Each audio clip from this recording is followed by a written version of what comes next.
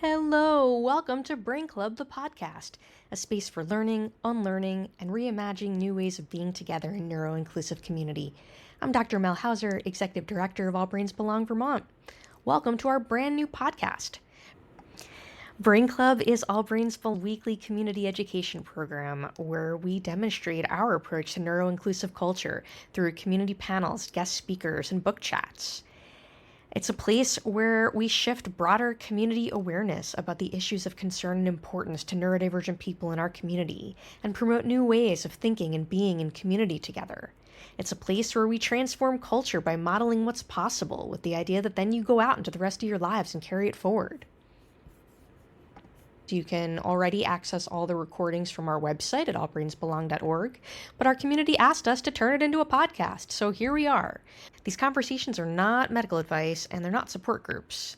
They're an invitation to think differently about health, connection, and how we build systems that include everyone. Each episode features community panelists sharing perspectives and lived experiences. We hope you'll listen with curiosity and reflect on what it brings up for your own life. In this community conversation, All Brains Belong staff reflect on what it's like to move through dysregulation at work, both in past jobs that weren't safe and in a workplace trying to do things differently.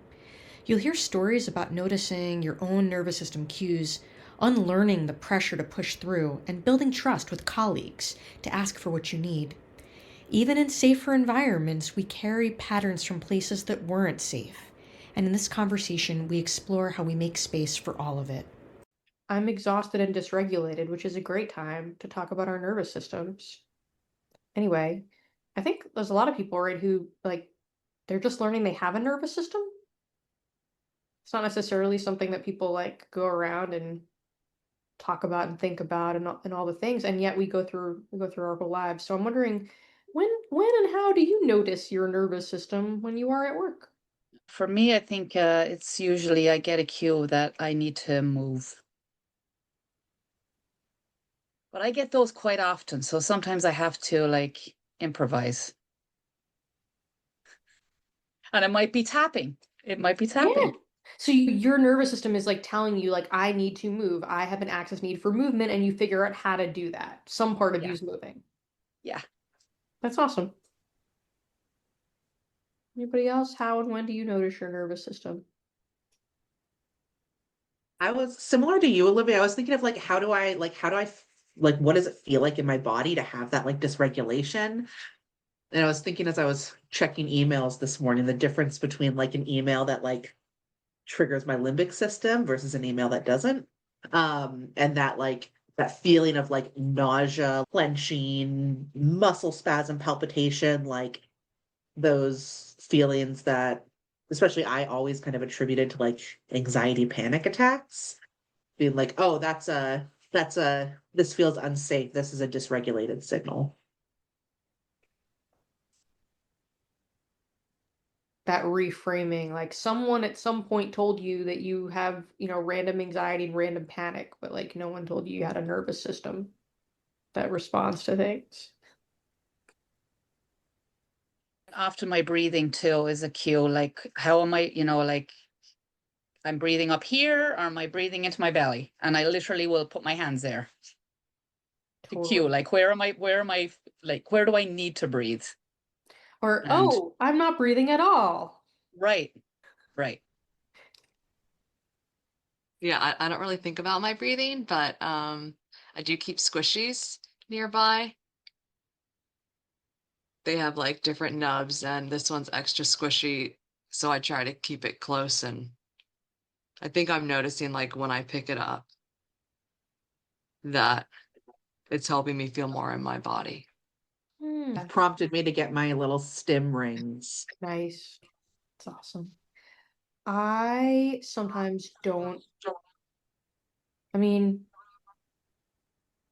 I think that physical symptoms, like Sierra, you mentioned nausea and muscle tightness, I also find that my body temperature changes. It's all out of sorts, or sometimes I'm just snippy. And recognizing oh, I need a break. I wish that I could recognize that I need a break before I get snippy. And I think that that's something I really work on. because I get I think that hurried. I think that's a really good point, Mel, because I think that I definitely have a harder time recognizing some of the more maybe like external, like behavioral type of things of like getting snippy, having a shorter temper, like my like volume and tone control are not as good. Like those things are harder for me to notice than like the internal signs. Um, and there's something I don't really think of as like an early warning sign, but totally makes sense as part of that system. Yeah, I mean, I think this is just happening. It's just like coming in and out of regulation and dysregulation and like just recovering and returning. And it's not like I'm gonna be perfectly calm and, like the myths of like, I'm a professional, I'm gonna be calm. It's like, actually, I'm a human being. So my nervous system has responses to things. I wonder if anyone, Sierra, you gave a great example about the emails. Anybody else have examples of recognizing that you're dysregulated at work? I think I'm getting better at like noticing my body signals. So I can notice like my body gets really cold when I get dysregulated. And instead of like a smaller like sign where my voice might change or something, I don't notice that, but my body does a bigger thing and then that brings it to my attention. So I like to have like maybe go get a tea or something that can be helpful if I remember. I think for me, I often go into autopilot, so it's always after the fact that I'm like, oh shoot, I was doing, what maybe something personal happened and that kicks in, and then I'm trying to do that and do the work thing or multitasking, and because you're trying to solve other problems, and then after the fact realizing that perhaps some time has gone by and you were in autopilot and you didn't even know it. Then, of course, the automatic for me, and I think I talked with Sierra last week about this, is shame. The shame. And recognizing that when the shame kicks in, then I need to reframe that. 1,000%. And I think that like, Yeah. it's great that you brought that up to Sierra because I'm sure I mean I wasn't there, but I'm imagining Sierra said something around like some other feeling of shame. Like so it's just the idea of like you tell someone, usually the person automatically, if they're a safe Mm. person, they'll say something or share something that makes you feel less alone in the world. Right. Or just like holding up the imaginary mirror to all the people that I have said the same thing to in my community and my family and my friends. The same thing should be directed right back at us, you know? Yes. Yes. Like the high expectations and like like a lifetime of not understanding our brains and not understanding our access needs and just like trying to, appear poised and put together and perfect without recognizing that like that those drives are, it's white supremacy and capitalism and, all the Mhm. things. Mhm. I think that's such an important like I just think that's so important of like that reframing of shame, that like immense overwhelming shame feeling isn't okay, now I need to push harder, I need to get through this, I need to do better. Like I think that's for me that was such a motivating factor for a long time and was really ingrained as like a this is the motivation, this is the drive that gets you through the thing. But seeing that, as you were saying, Olivia, is like this is a sign that I need to break, this is a sign that I need to step back or slow down or go get some tea or something like that. Or ask for help. Yes. Totally. Yes. I am finding that there's been a little bit of a shift. Usually if I make a mistake, I think I'm okay around mistakes. When I forget to do an important thing, like when I drop the ball on a thing, that is usually an experience that results in like deep shame of like not being organized and not being competent and not being like all that narrative. I have noticed recently that when I drop the ball, my first reaction is I had too much on my plate. Of course I forgot about that thing. And that feels new and that feels helpful. It wasn't like something I chose. It was something that I think we talk a lot about like we talk a lot about our nervous systems on our team. And so like I spend most of my day with you all and you're safe people who talk about your nervous systems.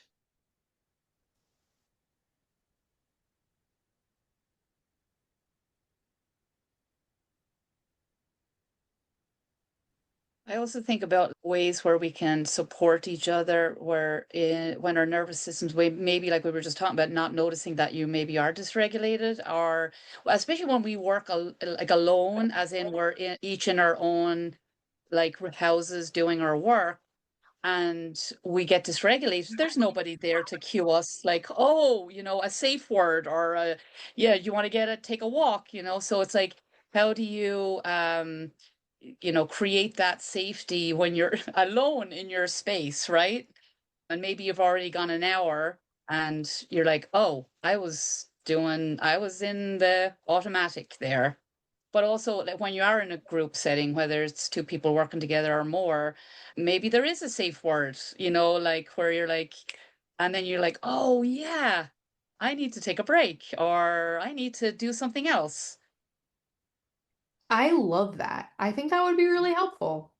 That's making me think, Olivia, of how I think when especially working remotely, like the reaching out to somebody to ask for help feels a lot more intense, because instead of just like turning to somebody who's sitting next to me in an office and being like, hey, what would you do here? It's like, oh, I have to like text or send a Discord message. It feels like an extra step. And I think, I think our team does a pretty good job of making it really clear that like that is always available and that's always okay to do. But I've never thought of that being that extra step that's a hard thing when you're remote, to like get that co-regulation or get that help when you're in that dysregulated state already. Totally. And I think like growing our inventory of the ways that our dysregulation shows up. Like, like I know that when I start like shutting stuff down and saying no and getting rigid, like, okay, I'm dysregulated. Other team members like start fawning more. And, I think that we have that kind of awareness of each other. The asking for help thing, like sometimes the story I tell myself is that I should not ask for help unless it's a really, really big deal or a really, really big thing. But today, right, today I was like, I cannot make a decision about the HVAC grate. Can you look at these with me and help me make this decision? Like, that was helpful. Like, I could have spun out about those grate covers because making a decision is really hard when I'm dysregulated and tired and all the things. I think about we have a email tag that's like a need help responding tag, and being able to like, because I feel like when one of the things that prevents me when I'm like dysregulated from like stepping back and giving space is like I don't want to be ignoring this. I don't want to feel like I'm just like stepping away and ignoring it and pretending that it doesn't exist. And so something like that where it's like, okay, I'm tagging this. I have a like set time where I know I'm going to review this, and I already have it set as like, okay, I need somebody else's input to help with that. I think that's a really, really helpful thing that we've created. Yeah, and I think like in that example, it doesn't necessarily like feel like asking for help. Like it feels like then my next step is to collaborate with my colleague. So it doesn't feel like I'm dropping the ball or that I like am not equipped to do a thing even though I'm not equipped to do the thing. It feels different and I think anyway, it'd just be kind of interesting to think like since that's I think an example of a really successful strategy of co-regulation, you know, what else that could be applied to.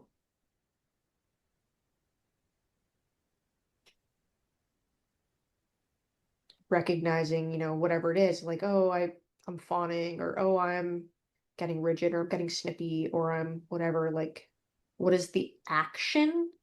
Because the action of ask for help might feel really big, but there might be something that feels more like collaboration of whatever it is that I'm doing, even though that might not be the main problem, the main, offensive stimulus but it might be just cumulative impact on everything that has happened in this day or the last couple days or this week or this month or whatever, it may be that like the next step of my activity is to collaborate, which reduces cognitive load and pressure.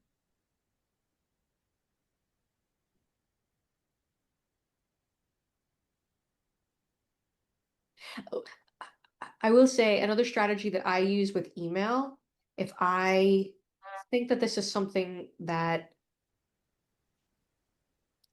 I don't think I need to collaborate, but I just can't do this now. I use the snooze button on email like all the time. Like I anticipate being regulated at 6 p.m. Snooze. Whatever that is. It might just be completely random, but it makes me feel like I don't have the looming Bronto burger like weighing me down because it's out of my inbox till 6 p.m. or Wednesday or whatever. Right. Even just like scheduling a time to deal with that. I think I like to combine that with like a brain dump of information because I need to like get it out of my head, especially if I'm like dysregulated and feeling a lot of big stuff. So I'll just like brain dump. These are all my thoughts about this right now. It's out of my head. Let's leave it. And then I have a set time that I'm going to think about it another time. And I am more able to let it go a little bit until then.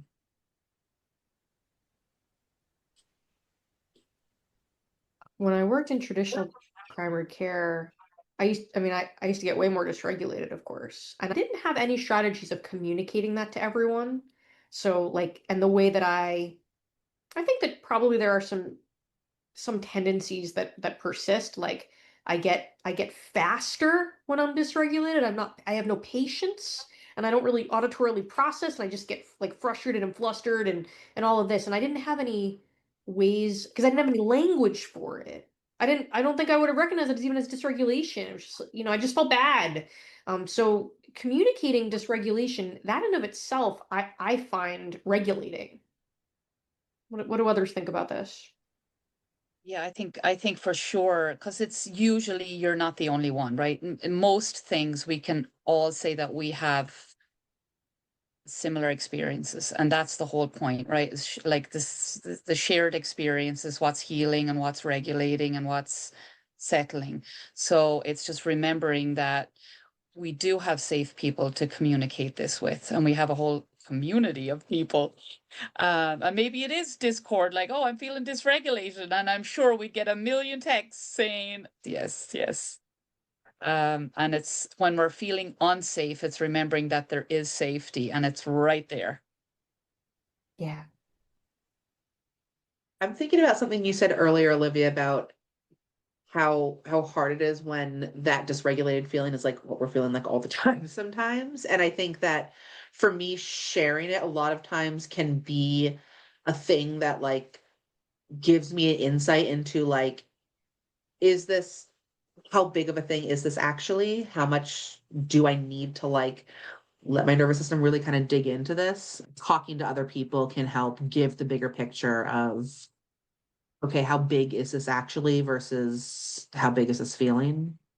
Yeah, and like that doesn't mean that there's like an objective like appraisal of how Right. upset is okay to be, but there is that like if you have an access need for feedback, you have an access need for like reality testing and an access need to like know where you are in time and space and relationship. Your colleagues can do that to you. So I was like, I think for me, probably my most frequently used coping mechanism is avoidance and like opting out of a thing. And I think that it was you all that I think that like my practice of opting out of situations, I felt like, can I really opt out of this? Can I just ignore this email or can I? And like you're like, yeah, you can just ignore that email. And that reflection back was really helpful. Now I just ignore things all the time and I feel much better. Yeah, I think that because we're each other's safe spaces and we talk about these things, I think when we can tune into our dysregulation, that can also inform if our systems need to shift. And if we need to set a meeting to like brainstorm something new or a new system or shifting things around. Yeah, I think which I that think is happens all the pretty unique. time. Yeah. Somebody's like, I am overwhelmed by this thing, and we'll just like set an action meeting to like who needs to be at this discussion of this thing. And I think that like we do that all the time for different aspects of workflow. Or for me, like when I'm like really like there's too many things, on my plate right now. And I like knowing that the last thing I do today will be meet with Lizzie, I already feel better because I know I won't have to be alone with my list. Or another thing I think that a lot of us do, I think we all do this, at different times, is like when we do feel a thing, I think we name our energy well. Like you're starting a meeting, it's like, yeah, I just want to acknowledge my energy. Because if I don't give you a narrative, you're going to make one up, and you might think it involves you, but really, like, I didn't sleep, or the barometric pressure spiked, or, any of these things. Yeah, I guess that can be tough at times, right? Because if you fawn and you feel someone else's dysregulation, you're automatically going to think either it's something to do with you, the person that you're with, or how do I cue safety, or because I'm not feeling safe either, right? So I guess that's also a good question. How do you cue if you're feeling unsafe, but maybe the other person is also feeling unsafe? How do you cue safety when everyone feels unsafe? Yeah, because it's like a conflicting access need situation Right. too. Sometimes when I'm thinking like in my house, when everybody in the house is in deep burnout and like something like dishes really need to be done or something, like we'll sometimes like make a list of the like absolute necessity things, and like everybody gets to pick one and that's it, and that's all, like that's all the priority is. I don't remember where I was going with that. I'm sorry. No, I think it's a great Hmm. strategy. Yeah. Or what you think might be a cue of safety. Like I'm thinking of a particular incident maybe here at my house, and I was trying to support somebody and I was trying to cue safety, but they weren't feeling it the same way, or they weren't there, right? Like maybe it was humor, like we're trying to introduce a little humor, a little lightness to it, but they weren't ready for that. And then they were feeling more dysregulated. So it's like, would that be a time to, hey, what would help you feel safe right now? But maybe there's nothing, right? So it's also that. Yeah.